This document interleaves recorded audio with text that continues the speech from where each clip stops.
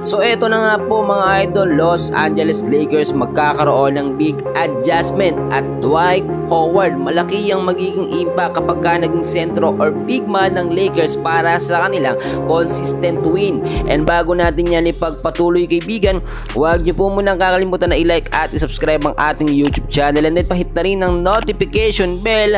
Maraming salamat po. Well mga kaibigan, nakita natin nung last game ng Lakers kontra sa kapunan ng Trail Blazers ay wala itong si LeBron James. So ngayon, magkakaroon ng adjustment ng Lakers dahil ang next game nila sa December 14 pa itong mga kaibigan, kontra yan sa kupunan ng Timberwolves na di hamak na mas malakas na kupunan sa Trail Blazers. Ngayon mga kaibigan, ang sinasabi natin, tignan nyo mabuti yung naging starting 5 lineup last game, which is kung titignan nyo, si D'Lo, Angelo Russell at si Anthony Davis, si Rui Hachimura, Gabe Vincent at Max Christie, which is okay naman so far pero magbabago yan. Nakita din natin malaki ang punto si D'Lo, nakapagtala siya ng mga kaibigan ng 28 points with 14 assists, which is kapag hindi maganda ang performance ito si D'Lo, pinapalitan niya ni Cam Reddish.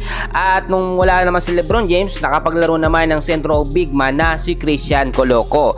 Ngayon ang sinasabi natin mga kaibigan, problema pa rin kasi kapag starting 5 lineup, napansin nyo, tignan nyo mabuti, walang big man or sentro na inila-lineup.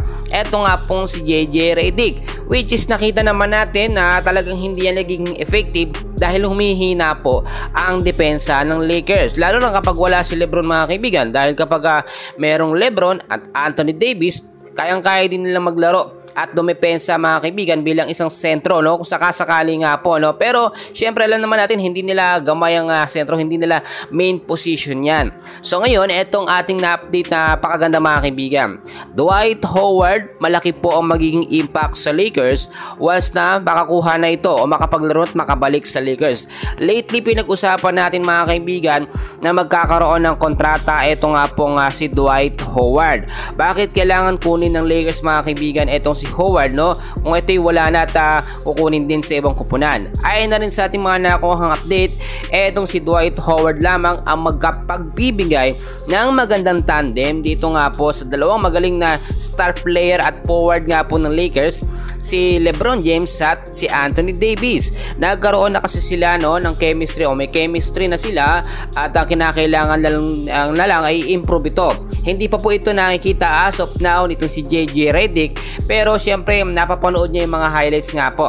Ito nga pong si Dwight Howard, which is perfect fit talaga siya para sa starting 5 lineup ng Lakers. Ang mangyayari dito mga kaibigan, hindi na magagamit yung dalawang sentro o big man nga po ng Lakers. May mga available naman kasi.